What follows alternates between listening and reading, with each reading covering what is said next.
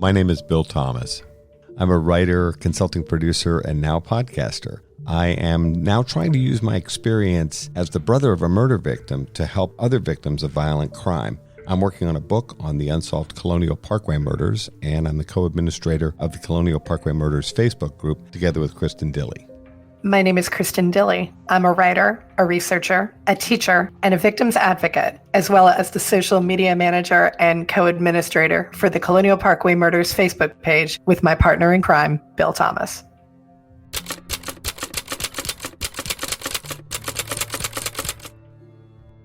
Welcome to this bonus episode of Mind Over Murder. My name is Bill Thomas. My co-host Kristin Dilley and I have been talking about the importance of certain developments in the forensic space in terms of solving cold cases, like the Golden State Killer case and hundreds of cases that have come since. One of the key developments in forensic science has been the use of investigative genetic genealogy. One of the leading companies to move forward this sort of advanced testing is Othram, a DNA lab located in Houston, Texas, in the Woodlands, who work to help identify unidentified remains, homicide victims, sexual assault victims, and the like. They have been incredibly successful and are breaking cases across the country. Kristin and I thought it would be interesting to revisit a series of interviews we did with Othram CEO David Mittelman. So with his permission, we wanted to rerun a couple of interviews that we did earlier this year with David. We hope you enjoy this bonus episode of Mind Over Murder featuring David Mittelman of Othram. Thanks, and we'll see you next time.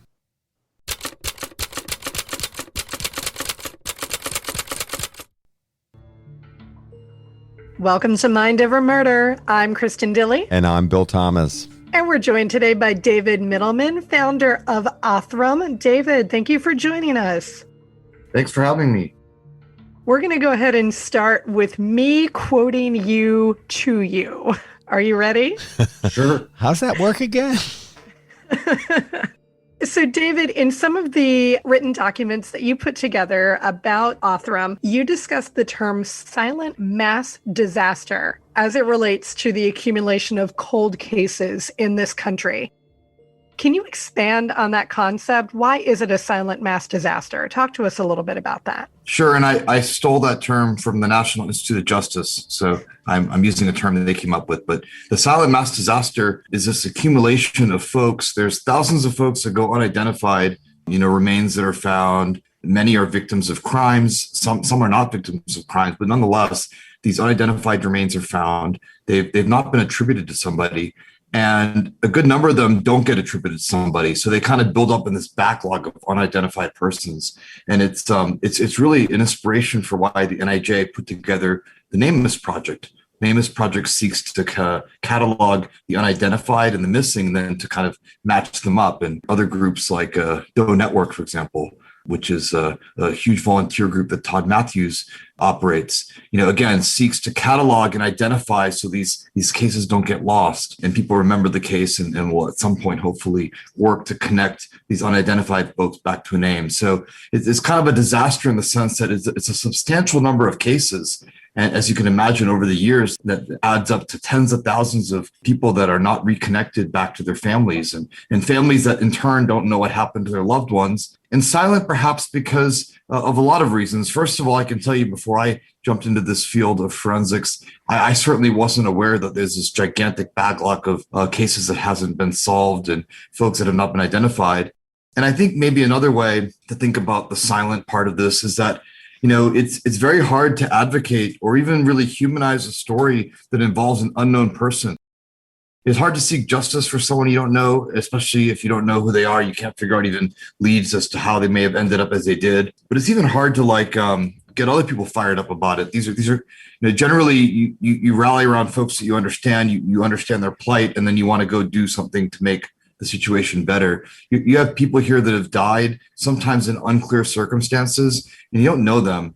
In our experience at DNA Solves, generally we tend to get interest for unidentified remains, based really on geography. So someone maybe grew up in a certain part of the country.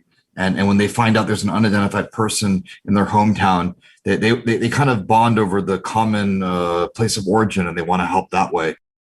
But it is really hard to understand and connect until you know who they are. And then, of course, once you know who they are, there's a whole story that unravels, a family that's almost always waiting for them. I think that's the breakdown of the silent mass disaster. It's this extraordinary number of cases that have been unaddressed, the lack of awareness around them, and the difficulty in even trying to tell that story to folks and to get folks to connect just because they're by the very nature unidentified. I know a lot of times, David, we'll reference the CODIS system, the FBI, DOJ CODIS system, as a place where DNA evidence is taken to for comparison in the hope of identifying perpetrators or victims. Why is the CODIS system not enough to assist law enforcement in searching for DNA profiles, like in the examples you were providing? Yeah, it's a good question. The CODIS system was designed with a specific purpose in mind. And so, like all good things that are designed with a specific purpose that then go on to fulfill that purpose, sometimes people try to use them for other things too. And it may not work as well outside of its intended purpose. So the idea behind CODIS is that you have members of society that go on to commit crimes, and they'll perhaps continue to commit the crimes. Like you can imagine a serial sex assault or a serial robbery. So someone might commit a crime in Houston, Texas, and if they're convicted, you can take this set of STR markers, 20 markers that make up your CODIS profile, and you can deposit them into CODIS. And then if that person in Houston goes on to commit a crime, say in San Francisco, out in California, or somewhere else, maybe they come to New York and commit a crime, then if they can get DNA from the crime scene and measure those same 20 markers, they can connect the same person to multiple crimes. So the idea behind CODIS is that you're tracking repeated offenses by folks that have committed an offense. So CODIS is a lot less about identifying who someone is as it is about trying to basically track repeat crime. Or if you don't know who the person is, being able to connect crimes. Another really powerful feature of CODIS is that if you've got a bunch of crime scenes and you don't know who the culprit is, but you happen to have measured the CODIS markers in all of those crime scenes, you can connect the crime scenes. You can say, were these 20 crimes or are they one crime committed by a serial predator? So that's what CODIS is designed for. It links crime scenes together and evidence together. And it can also be used, like I said, to track repeated behavior by someone that has been already known to the system as one that has committed a crime. What CODIS is not good at doing is, for example, identifying unknown remains, right? Because these folks, in addition to not being repeat criminals, are generally not criminals at all. They're often victims of crimes. And so, not surprisingly, the success rate of using CODIS to work an identity for an unknown person, unidentified remains, is somewhere under 1%. You could run 100 STR profiles on 100 unidentified remains and identify less than one of them. And so that's the problem. But that's not really a flaw of CODIS as much as it's just not the intended use case of CODIS. Likewise, there are criminals that go on to commit crimes that have either not been caught yet, or they have not committed a lot of crimes, or they may have committed crimes a long time ago before CODIS was widely used. They might have slipped through the cracks. They were supposed to get added to CODIS because they committed a crime, but they didn't make its way through either on purpose or by accident. And so all of those scenarios are cases where CODIS would not detect the actual identity of a suspect as well. And so if you look at the sex assault kit backlog, 15% of these kits will produce an identity. There's definitely room to be desired. It leaves room for improvement and a lot to be desired, and using other approaches to identify, who these folks are. That's really the issue with CODIS. But the thing is, CODIS is the only forensic tool that we've had until recently. So that's the tool they had, and that's the tool they used. And fortunately, there are a lot of new tools that can be used in cooperation with CODIS, in parallel to CODIS or after CODIS, to help get more information. Just like nowadays, people will look at lots of lines of evidence besides just DNA. They look at fingerprints if they're available. They try to do facial reconstructions. There's a lot of tools that these folks will use to try to piece together clues to the identity of someone. CODIS is just one of those tools. And certainly the work we do at Othram is another tool. And I hope that investigators will make use of whatever tools they need to get these cases solved successfully. So, David, what is the difference between how Othram builds DNA profiles and how CODIS builds DNA profiles? There's two big differences. The first difference is the CODIS profile, as we talked about, is composed of about 20 markers, and that works for the purpose it's intended for. What we do at Othram is we're collecting tens of thousands to hundreds of thousands of markers. So that's the first difference, is we're collecting more information and more markers, and that's powerful in detecting more distance kinds of relationships. And that's important because the person you're looking for may not be in a database. As we discussed, if they're a victim, they're probably not in CODIS. And these extra markers allow you to then identify nearest of kin or distant relatives that could help walk back to an identity. The first difference is 20 versus tens of thousands to hundreds of thousands of markers. The second difference is that we use a technology platform that we've developed that is just inherently more sensitive. So we can take a more broader kind of set of inputs. And so even when there's very little DNA left, or it's highly degraded, or something else has compromised the ability to do an efficient DNA test, we can work from the sorts of DNA evidence that most folks would not be able to access. And a good example of that most recently is, I think it was about a week ago that we announced that we were able to build a profile for and identify a suspect in the rape and murder of a 14-year-old girl in Vegas. There was DNA evidence at the time, but it's been used. It's been consumed over the years for CODIS testing, for other kinds of testing, and they were down to just a very small amount. It would be like the equivalent of about 15 cells, just very tiny amount of DNA left, and we were able to access that. So those are your two differences. Is we try to accept the most broadly available kind of sorts of evidence possible, because we want to be as inclusive as possible for all unsolved crimes. And then the other thing is that we're collecting more information from this, challenging evidence. We think you're being modest here, David. In the Stephanie Isaacson case that you just mentioned, that's a record now for the smallest amount of DNA evidence ever identified. Am I correct? That would be the least amount of DNA that someone's used with forensic genetic genealogy to catch a suspect. And we caught, what we ended up doing is finding a perpetrator in a sex assault. And so, you can imagine more than one person in that mixture, right? There's a little bit of a suspect and victim in there. You're working from a record low amount of DNA, and you're applying forensic genetic genealogy. So at least as far as it pertains to the use of forensic genetic genealogy, that would be a record low amount of DNA that's been reported anyways. I'm not aware of any sex assault that has been solved with fewer than 15 cells. It's pretty amazing. And we're not looking to try to beat that. I always tell agencies, we're also happy to accept lots of DNA. So don't feel obligated to give us the cases that have almost no DNA. We love the ones with lots of DNA too. For those of us that are not scientists, previous DNA testing and some DNA testing that's done now actually consumes the DNA, is what you were saying.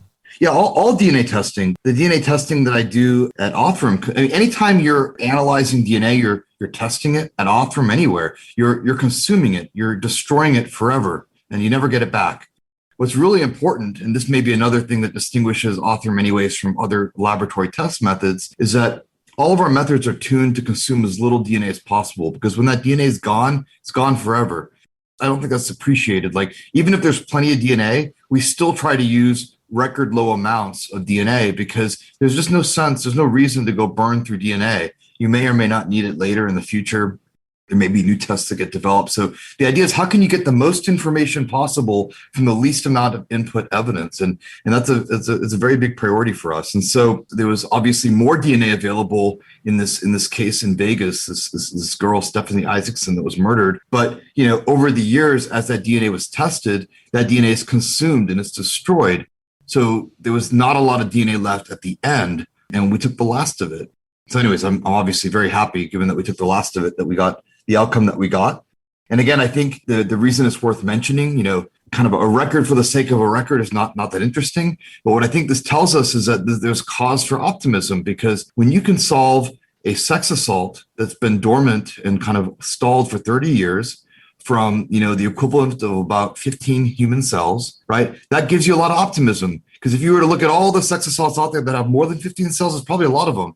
That's where I really see the opportunity, is like, there's a cause for excitement here, at least for tempered optimism, that we should go back and look at other cases that have, as they say, low amounts of DNA and see, and maybe some can't be worked, but what if there are some that can be worked? Technology changes all the time. Let's make sure that we don't leave any sex assault behind and try to really dig in if we have evidence into what we can do to generate even the slightest of a lead that would help take the case from unsolved to solved. And that, of course, is a matter of great hope and optimism for those of us who have followed the Colonial Parkway Murders case for as long as Bill has, certainly. We have the Robin Edwards and David Knobbling evidence that we know has been degraded by water, seawater, in some cases, river water. And we are hoping that the DNA can still be tested. So whenever we hear about a case like this from you, David, we are very, very pleased because there is still hope, I think, for an excellent outcome with this case. Yeah, no, absolutely. And again, not every case can be solved with this method, and that's okay because there'll be new methods that get developed. But when you can work extreme low quantities of DNA or excessive degradation or cases that date back to 1881, when you can do that kind of stuff, there's definitely a cause for optimism. Your company has been building their own database, DNA Solves. So can you give us a quick rundown of how DNA Solves is similar to other genealogical databases and how it's different? DNA Solves, we started DNA Solves in 2019. This is actually before GEDmatch was purchased. It was the early days. And I think this technique being as powerful as it is, there needs to be, public participation to bring data in and so on and so forth. And so we thought, creating a portal. And I think one of the early questions about GEDmatch and all genealogical databases is like, how do you properly consent folks? They had come for genealogy reasons, but they're now being asked to help in another reason. And so when we first started this was kind of in the early days, our idea was, why not create an opportunity for folks to contribute to volunteer their data, but with a very clear kind of objective from day one? So there's nothing you can do in DNA Solves. I do not think that DNA Solves is properly described as a genealogical database. There's no genealogy to be done in the sense that there's no public searching. You don't find relatives. We don't return really any information. And so DNA Solves is a different kind of, it's kind of like a repository of profiles from folks that, maybe you're missing someone in your family and you're hoping that if law enforcement crawls through all the unidentified, they'll build a profile they can match it up against. So I think the better way to think about DNA Solves is similar to the missing and unidentified databases that our government and other governments have tried to assemble. The difference is instead of using 20 markers, right, we're using, SNPs. And that's where the idea of genealogy comes in. We're using the kind of profiles you would use in genealogy, but for the purpose of identifying people from crime scenes. And if you've ever been to DNASolves.com, I don't think there's any confusion about why you're there. It says very clearly, right, it's a database for solving crime. And we make it very clear everywhere from the webpage to the imagery to the terms of service. It's all about identifying people from crime scenes, either victims or perpetrators.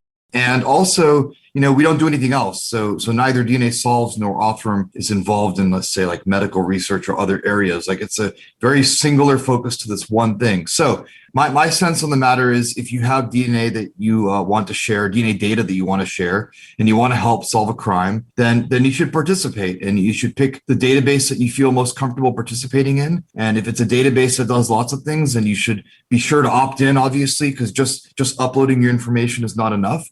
If you come to DNA Solves, it'll only be used for this one purpose. So I definitely am on the side of encouraging folks that want to participate. I think if you're missing someone in your family, this is the best time ever to go participate, because unless you are missing someone that's a direct relative, say a sibling or a parent or a child, your profile in a database like CODIS isn't as powerful because the searching is more limited with only 20 markers. And so I definitely encourage folks that are missing someone in their family to participate.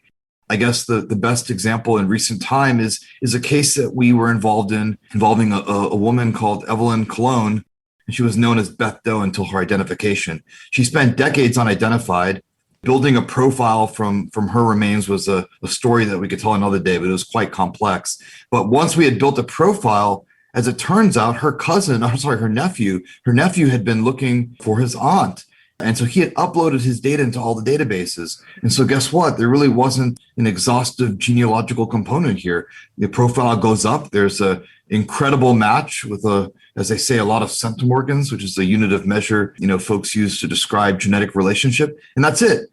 And so you could imagine if all the folks that were missing someone in their family were to put in at least someone from their family puts in a representative profile. And if we could more exhaustively push to test all the unidentified remains, we'd get to do a lot of matching up of folks and their families very efficiently. So anyways, I went off topic, but the biggest difference with DNA Solves is that it's not a consumer or like research database. It's a registry that we keep of folks that either want to help solve a crime or are looking for a loved one. The database is available to anyone that is doing law enforcement work.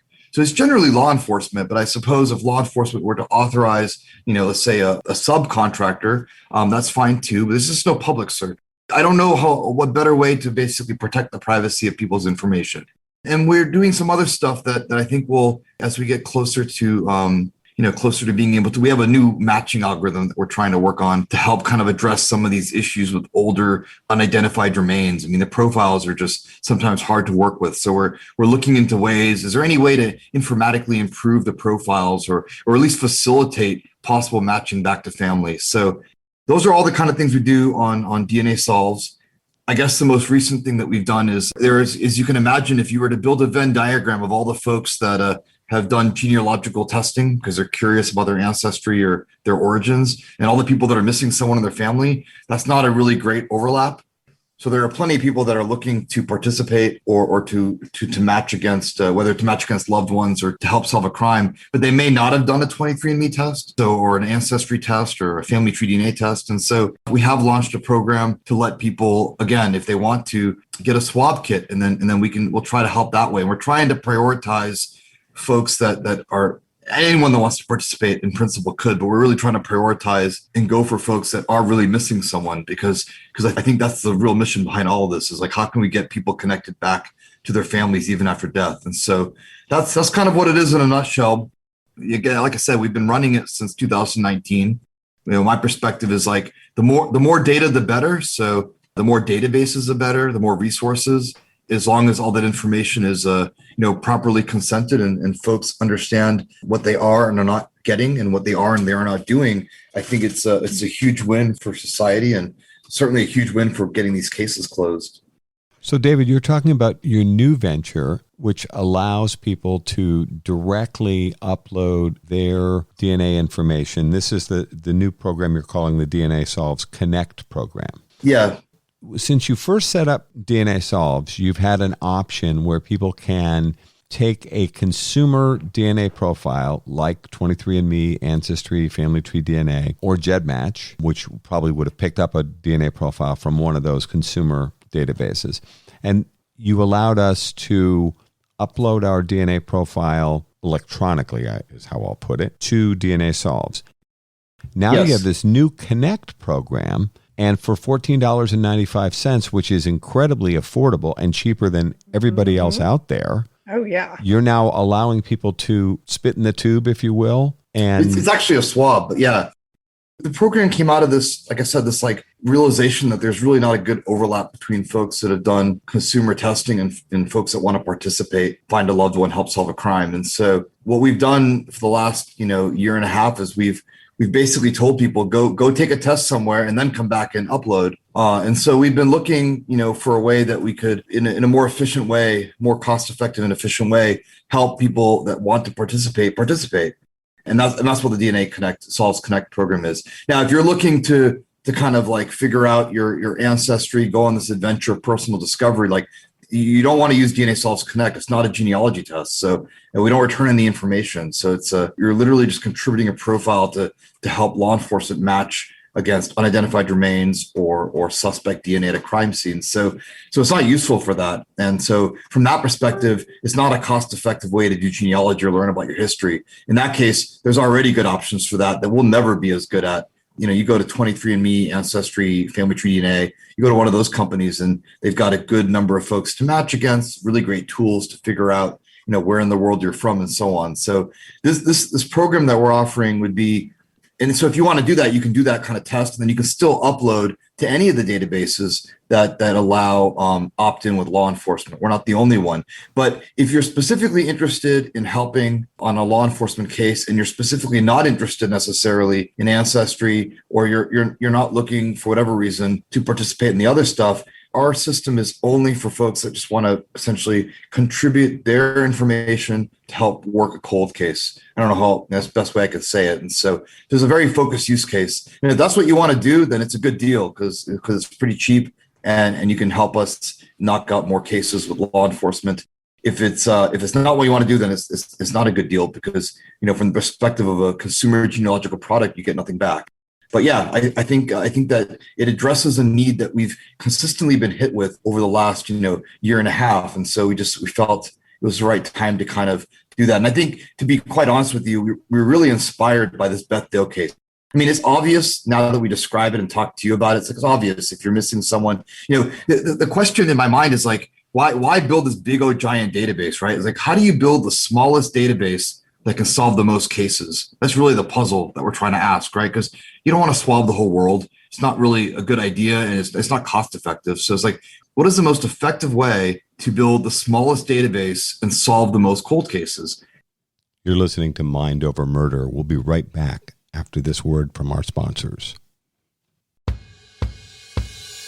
Many of you know that Othram is leading the way in DNA testing, helping law enforcement solve missing persons, homicides, and sexual assault cases across the United States and Canada using forensic-grade DNA tests. You can help this important cause by contributing funds and your DNA profile to Othram's free site, DNAsolves.com. The process is easy and confidential. Just 2 simple steps. Now DNA Solves has added another new feature, DNA Solves Connect, which will allow you to upload your DNA profile to help law enforcement, even if you've never used one of the commercial genealogy sites. If you're looking for a missing family member or have lost touch with someone, DNA Solves Connect is an incredible option at only $14.95. Upload your DNA profile to DNAsolves.com. Join Mind Over Murder as we help families find answers with Othram and DNAsolves.com.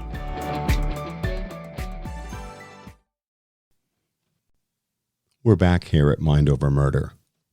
And I really think if you're missing someone in your family, we've got all these unidentified remains, that's the approach. And so I don't think our database is the one way to do it, but I think our database would be a really great way to work, for example, unidentified remains, because we're going to try to go market to folks and offer to folks that are missing someone in the family a way to basically join the registry and be part of that solution if we are able to get a case. And I think what really crystallized that in our mind was Evelyn Cologne's case. And so obviously a horrible crime, but if there was any silver lining to being involved in the case at all, it would be that it kind of alerted us to this like amazing serendipity in that, her family was on a quest and on an investigation completely unbeknownst to us and law enforcement as we were tracking on an investigation, and serendipity caused us to bump together. So I think the best way to describe the DNA Solves Connect program is our attempt to make that serendipity happen more frequently, right? Like how do you line folks up better so that there's a better chance that the next time we've got unidentified remains, we've got the right pool of folks to go look to see who we can match them to. Well, I'm sure Evelyn Cologne's nephew, when he started that search for whatever happened to my aunt, he'd heard about her. Here he is looking for her. He's living in New York City, but he has no idea that his aunt was murdered many years before and her body was dumped off a highway in Pennsylvania. It's only a few hours away, but as you've said before, David, you have these independent events. A young woman goes missing in New York City. Yeah. Remains are found a few hours away in Pennsylvania, but the connection isn't there. I'm sure this young man, in searching for his aunt, was hoping to find out that she was happily living somewhere and had, moved and started a new life, and that wasn't the outcome that they ended up with. Although I suppose any of us, in looking for answers like this, sometimes the answer that we get is not the answer that we were necessarily seeking. Yeah, no, look, I agree with you. And in fact, his wife actually sent us a message on Twitter, and she had, her tweets up there. She had said that although this was not the answer that her husband had anticipated, in finding his aunt, there's some peace in knowing. And so that's literally what she said in a message to us.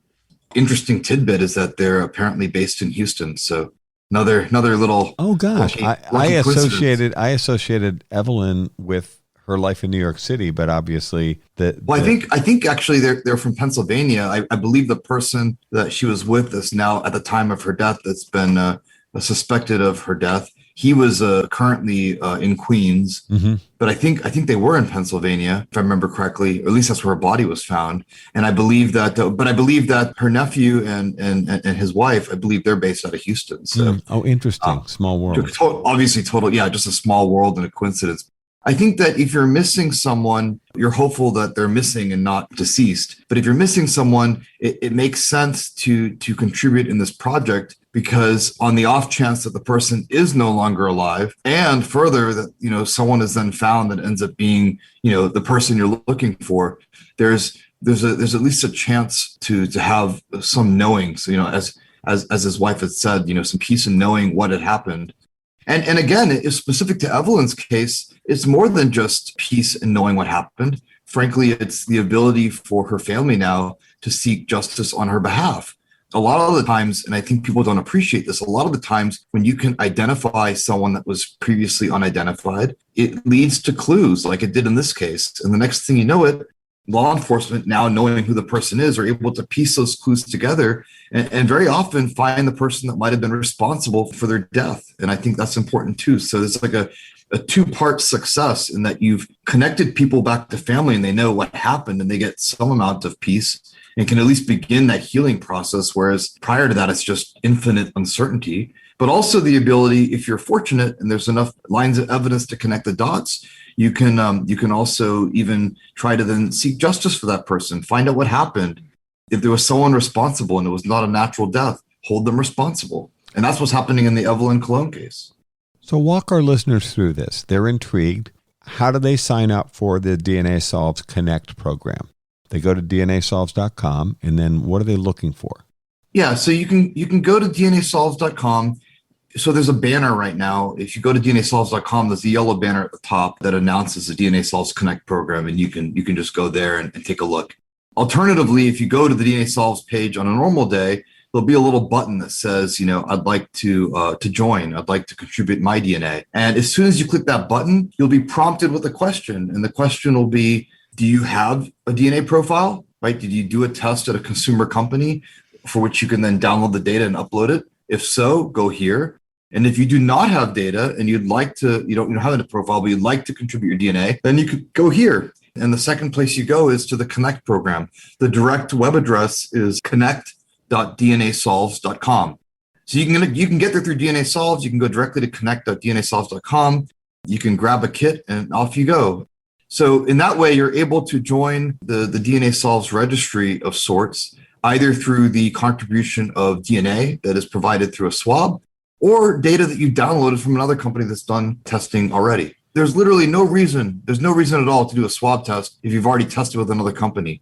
We're not collecting better data or anything else, so definitely don't do it twice. The idea is that you just need a profile. You just need a set of markers, some markers. Doesn't even really matter what markers they are. You just want some markers that you can then contribute to make sure that you're in the system in case someone else comes out matching close to you.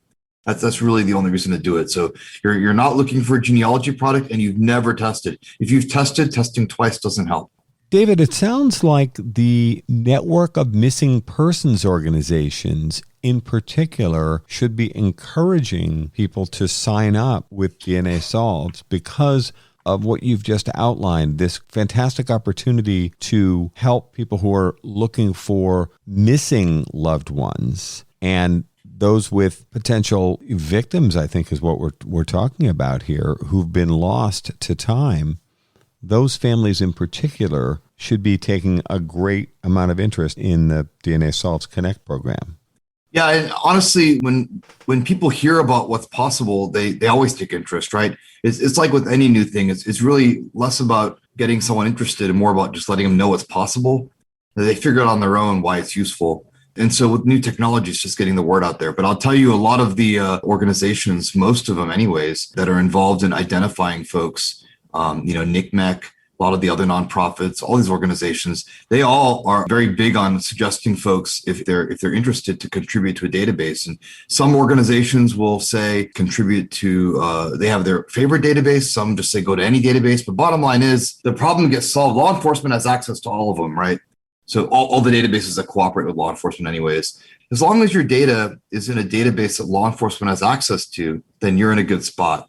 So obviously, if you've tested, let's say, with 23andMe and you want to help, like that's not sufficient. 23andMe doesn't work with law enforcement. Law enforcement doesn't go to 23andMe. So as long as you're working with a database of any kind that allows you to offer your information to law enforcement, then you're in a good spot. And I think most of the organizations, Doe Network, they all advocate for folks to do that.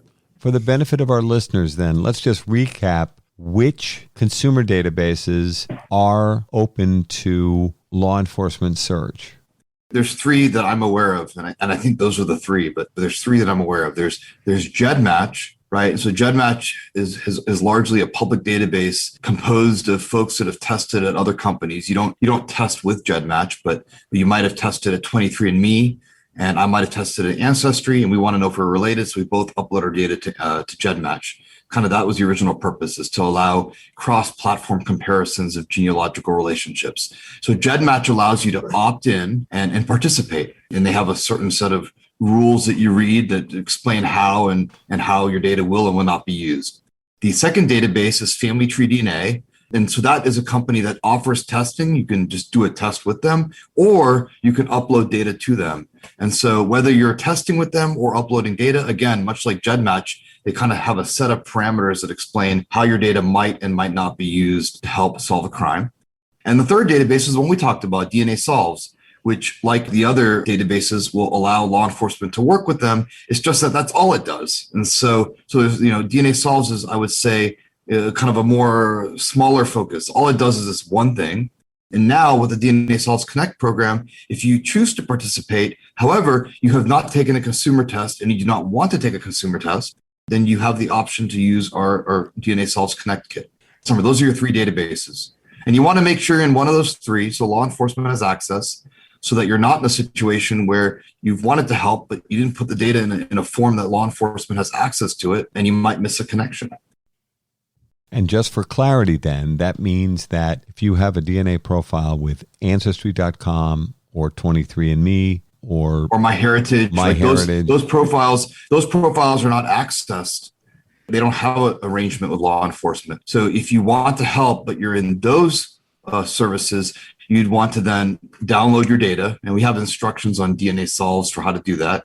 You'd want to download your data, and then you'd want to upload them to a database that law enforcement can use. And at DNA Solves, if you go to that Contribute DNA button, and you say that you've tested before, we have instructions for all the major services. And it's like a couple step process. You can get your data downloaded, prepare the file, and send it up to our service. And then you can have it loaded in. I mean, a while back, I did my Ancestry profile because I'd already gone down that road with my brothers, and I found the whole thing pretty logical and easy to follow. You guys had set it up so that I'm not a technology person, as Kristin could tell you. I found it an easy step-by-step process to take my profile and put it up on DNA Solves. Got my confirmation, and I think for those of us that want to help with unsolved cases, missing persons, it's such an easy thing to do. And I think the addition of this very affordable $14.95 option, where if someone doesn't want to do the whole genealogy search for whatever reason, they have no interest or they're concerned about privacy or whatever, now you've given them another option, which is, okay, if you want to support missing persons, unsolved cases, etc., here's another option, and you will only be using this to help law enforcement solve cases. Yeah, I just think it's so important to have as many different options and parameters as possible. It's just hard to predict what any one person wants or will feel comfortable with. So you try a couple of different ways. And overall, at the end of the day, you're just trying to get the broadest participation possible from the folks that are, like I said, most likely to pair to unidentified remains or most interested in helping solve a crime. I keep bringing up unidentified remains because that happens to be a key interest of mine. But I think either way, it's like you just want to best connect in the most comfortable way possible people that want to participate in any of these programs with resources. And so having more databases, more ways, more different avenues by which they can participate, having more options is only a good thing. So that's kind of what inspired us to kind of take that leap into this new direction.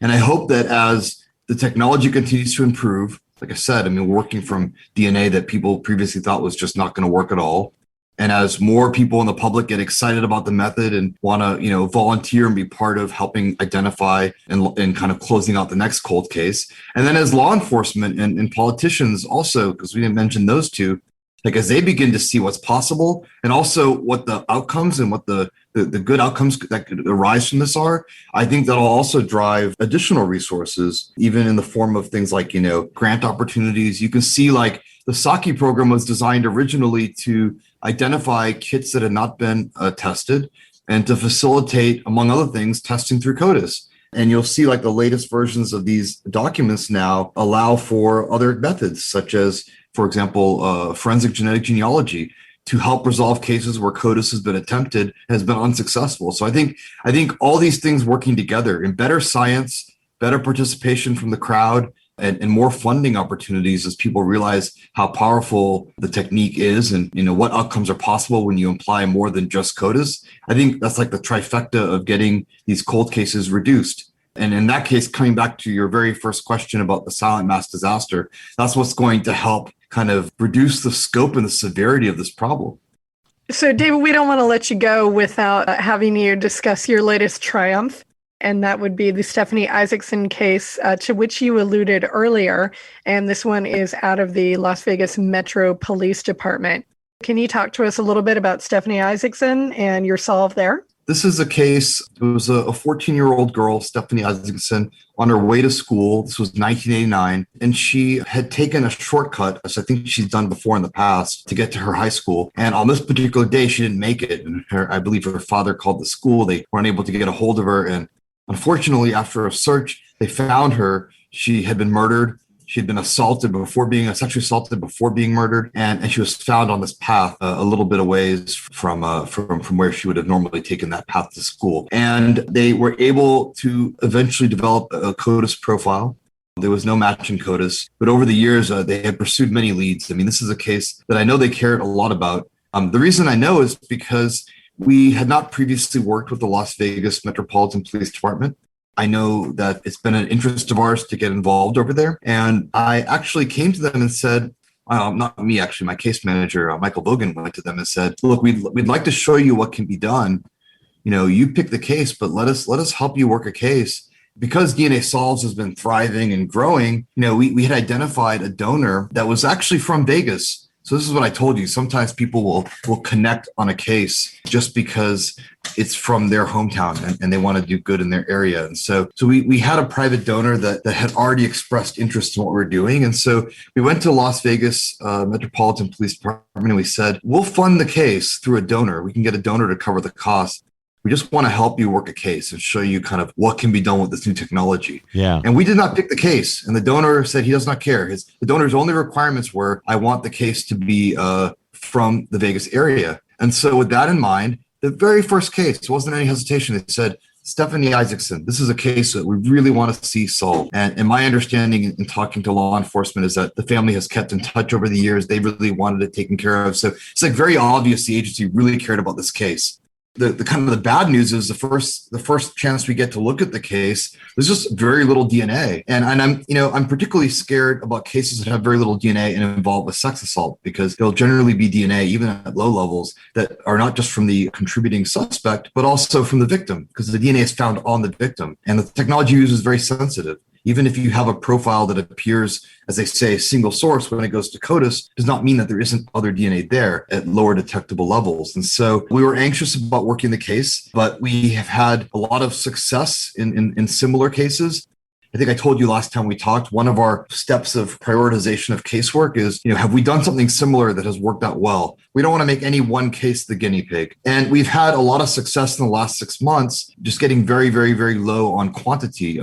We worked last year, if you remember, the Rodney Johnson case out of Snohomish County, 180 picograms. But again, that was a single source ID of an unknown person, which in some ways might be a little bit easier than, for example, trying to sort out a sex assault with 120 picograms, which is what we had in this case. Nonetheless, we took the case. I was over the moon when the lab was able to build a profile, and not just a profile. It's the important thing is that you can build a profile from anything. But the question is, can you build a profile that works, can be uploaded to a database, that can produce viable leads, and can lead to an answer about who might have left that DNA. And all of that ended up being true. the genealogical search and the family tree research was done in-house at Othram by our team. And we came back with some leads that we passed back to the Las Vegas Metropolitan Police Department. And at that point, they involved their cold case detective who's worked this case for years. And she's also just really fired up about it. This is part of the magic. These cases get worked because we got new technology, but we also got law enforcement folks that are just really on fire. They want to chase every lead and they want to get the case closed. In this particular case, it was very interesting because the person that we thought was a candidate, we always call it a candidate. Law enforcement confirms the suspect. But the person that we thought was a candidate was implicated in a 1986 crime. So 3 years earlier in the sex assault and murder of another woman. The case had gone to court. I don't know all the details, but it looks like it was dismissed for lack of evidence. This is 86. You don't have, broad usage of CODIS. I don't even know anything about the case. But the point is, there was already another implication there. The guy that they were looking at had committed suicide in 95, but his DNA, his profile was on file because of his involvement in this other case that they had tied him to. And so they did all the work Othram does, as is investigative leads only. So this is the lead. But they did a STR to STR match from the crime scene of Stephanie Isaacson with this DNA that they had from this other crime scene that they know was his. He was a match. And so it's in a sense, there's some closure in the sense that they know what happened to their daughter. On the other hand, their daughter obviously cannot be brought back. And unfortunately, the guy is dead, long since deceased and not able to stand trial. So it's a little bit of an unfortunate situation. But the good news is we were able to help them get some answers. I know the family wanted answers.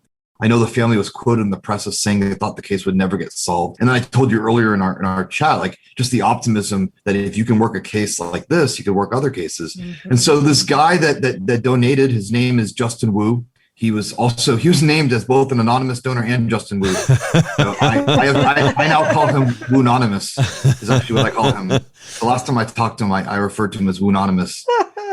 And so Wu-anonymous has now gone on to, he wants to fund more cases. That's amazing. And you know what? And I think at some point. That's awesome. That's fantastic. You guys should also refer to him as Wu-anonymous. I'm starting a movement. Well, if he doesn't mind being teased this way, because it was wonderful of him to put up this money. It was really wonderful of him to put it up. I don't know if he minds or not. So maybe we'll just keep this as an inside joke for the listeners of your podcast. He was so excited that we were able to help law enforcement and that his help went to a positive outcome that I could probably call him anything and he's fine. He was really excited. He was on vacation in Greece. I don't respect people's time zones. And so I immediately told him the news when it was publicly announced. And he had to be thrilled. Oh, yeah. He was so excited. He actually went onto social media and said the only thing more exciting than vacationing in Greece is knowing that he was able to play a part in closing this case. And, wow. I could talk about technology all day long, but here's another example where without public support and or funding, how does the case get worked? There's no way. I mean, the law enforcement cannot work a case if there's no funding.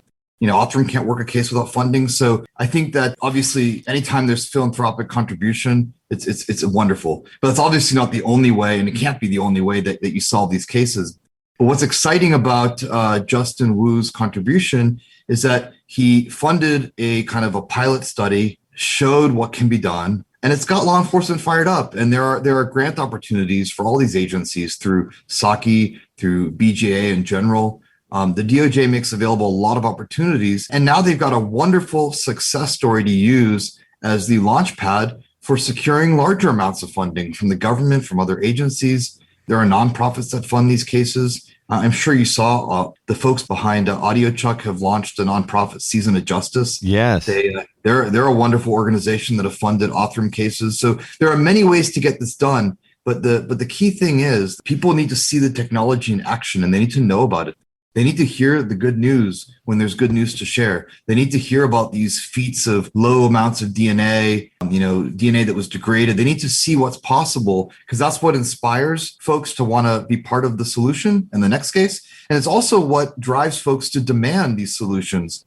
This isn't a technique that's like a lucky break that sometimes will work. This is a technique you should expect to be applied to a good number of cold cases. And every time we have a positive outcome, or really anyone has a positive outcome, it really builds that case that this is not a novelty. This is an expected and an ordinary outcome of using good technology to read evidence from a crime scene. If our listeners do want to help by funding a case, where can they go to contribute? Anyone that wants to help, we obviously have some nonprofits. We have there's grant funding, there's private donors like Anonymous, but anyone can get involved in a case by just going to dnasolves.com. You can chip in $5. We have cases that we just crowdfund. Not every case we have is sponsored by an organization or a private donor, and so we have Jane and John Does that otherwise don't have the resources or necessarily the priority to be worked. And so we post them. You can chip in $1, $2, whatever you want. If you don't want to chip in money, you can select the case that's interesting to you, go share it. Others might be interested. Sometimes even sharing the news about a case will generate a tip. Back to our earlier discussion of DNA Solves and DNA Solves Connect. If you want to share your own data. So there's many ways to get involved. It all happens at dnasolves.com, and anyone can get involved, either spreading the news, chipping in a few bucks, or contributing their own data. And it may sound like a kind of a, what does it help if I chip in a few bucks or I put in my profile? Any one profile, unless you're directly related, of course, any one profile or any $1 is not necessarily going to move the needle. But when you have the public as a whole interested and inspired and working towards this, there are huge things that can be done. I have to believe this is what the internet was made for, is like massive collaborative team projects. And I can't think of one that's more exciting to be involved in than trying to go work through these cases that feel hopeless. And everyone's like, they're hopeless cases. And then we come in and, like I said, a little bit of support from the crowd, sprinkle in a little bit of cutting edge genomics and some really great investigative work from law enforcement. And wow, all of a sudden, these cases that are unsolvable are suddenly solvable. I can't think of a better way to close out this inspiring episode. Although I will tease Kristin that it is important that cat pictures be included as well. Well, yeah, of course. That's a good use for the internet. That's uplifting. One more shout out to Anonymous. We're anonymous. Yeah, we promise if Mr. Wu tells us to stop making jokes, we will absolutely stop, because we very much appreciate what he's done. We could go with like Woonomics. I hope he will hear this and love it and not. And if he tells us to stop, I'm gonna call and apologize before this airs. By the time he hears it, he'll be fine with it. I'll just tell you, as a parting note, he's a really great person. He funded this case on his own. Unrelated to this case, he runs a nonprofit charity in Vegas called Vegas Helps. So he actually loves doing good things for lots of people in all sorts of areas. This case was funded personally by him, unrelated to the charity. But yeah, I would definitely look him up, Justin Wu. David, thank you so much for joining us. It's always a pleasure to hear from you. And thank you so much for all that you do to help us with our podcast. Othram is one of our sponsors. And so we do encourage everybody to go check out DNA Solves and everything associated with Othram, because they are doing excellent, excellent work. David, congratulations on an excellent solve, as always. Thanks for having me. And I look forward to chatting with you guys about cases in the future. And that's going to do it for this episode of Mind Over Murder. We'll see you next time.